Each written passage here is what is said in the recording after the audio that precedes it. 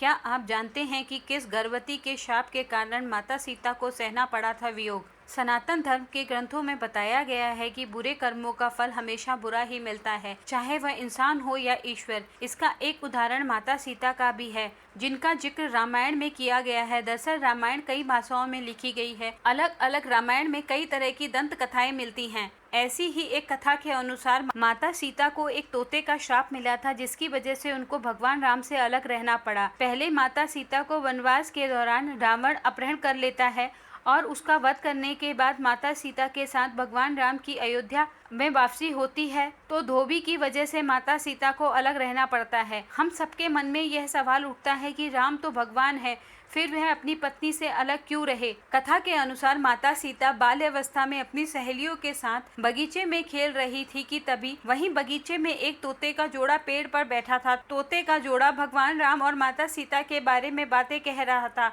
उनकी बातों को सुनकर माता का ध्यान उन पर गया। मादा तोता बोल रही थी कि अयोध्या के राजकुमार राम काफी प्रजापति राजा होंगे, उनसे माता सीता का विवाह होगा। तोते के मुख से भावी पति का नाम सुनकर माता सीता अचंभित हो गई। उन्हें अपने बारे में और जानने की इच्छा जागृत हुई, इसलिए उन्होंने अपनी सखी से कहकर उन दोनों पक्षियों को पकड़ लिया। फिर उन दोनों को पुचकार कर पूछा कि भविष्य के बारे में इतना ज्ञान कहाँ से प्राप्त हुआ। तब पक्षियों ने बताया कि इससे पहले वह महर्षि वाल्मीकि के आश्रम में रहते थे, जहां हर रोज राम और सीता के जीवन के बारे में बताया जाता है, इसलिए उनको दोनों के बारे में हर चीज कंठस्थ याद हो गई है। सीता जी ने पक्षियों से कहा कि जिस जनक पुत्री सीता की तुम बात कर रहे हो वह मैं ही हूँ। मुझे मेरे और मेरे प्रभु राम के बारे में और भी बातें जाननी हैं। तब नर तोते ने कहा कि हे सीता, आपका विवाह अयोध्या के राजा दशरथ के ज्येष्ठ पुत्र राम के साथ होगा और आपकी जोड़ी तीनों लोक में सबसे अद्भुत होगी। इधर सीता जी सवाल पूछ रही थी तो उधर दोनों तोते जवाब देते जा रहे थे। सीता जी ने कहा कि जब तक मेरा विवाह नहीं हो जाता तुम दोनों मेरे साथ राजमहल में ही रहोगे और तुम्हें वहाँ सारी सुख सुविधाएं मिलेंगी।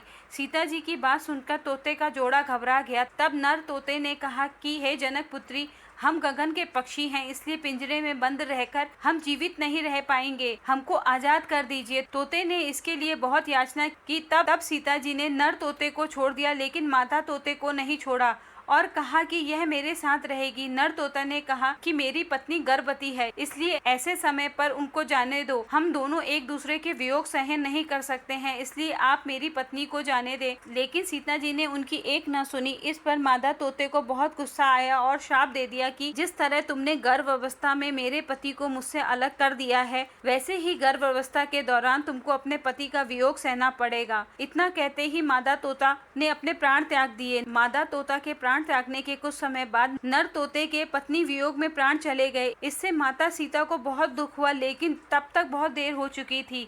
बताया जाता है कि अगले जन्म में तोता वही धोबी था जिसने माता सीता के चरित्र पर उंगली उठाई थी, जिसके बाद भगवान राम ने सीता का गर्भ अवस्था के दौरान त्याग कर दिया था।